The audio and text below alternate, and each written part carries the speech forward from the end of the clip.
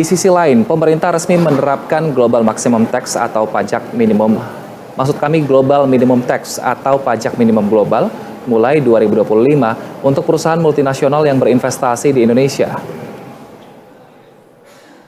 Kebijakan ini diresmikan melalui Peraturan Menteri Keuangan atau PMK nomor 136 tahun 2024 tentang pengenaan pajak minimum global berdasarkan kesepakatan internasional yang diterbitkan pada 31 Desember 2024. Pakar ekonomi Center of Reform on Economic atau CORE, Yusuf Randy Manilat menjelaskan tujuan adanya pajak minimum global agar tidak ada ruang perang tarif pajak antar negara.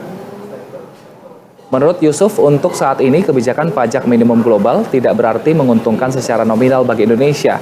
Akan tetapi hal ini membuktikan keterlibatan aktif pemerintah dalam komitmen menghindari perang tarif pajak antar negara. Seperti diketahui, pajak minimum global adalah usaha-usaha negara yang terlibat untuk menyamaratakan pajak investasi perusahaan multinasional sebesar 15%. Apabila ada perusahaan yang berinvestasi di suatu negara dengan pajak kurang dari 15%, maka sisa dari angka tersebut akan dibayarkan di negara asal perusahaan.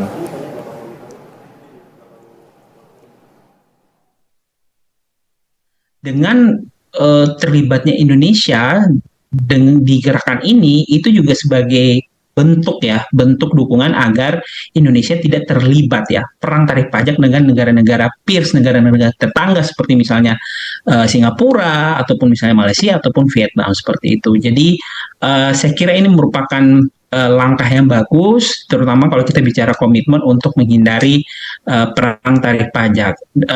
Di saat yang bersamaan, gerakan ini juga sebenarnya bisa mendorong pemerintah untuk meninjau kembali apakah insentif pajak itu masih relevan ya, artinya masih relevan, masih dibutuhkan untuk investor gitu ya. Karena sekali lagi tentu dengan adanya gerakan ini pemerintah harus juga lebih kreatif terutama untuk melihat insentif apa lagi yang kemudian bisa diberikan selain insentif pajak perusahaan.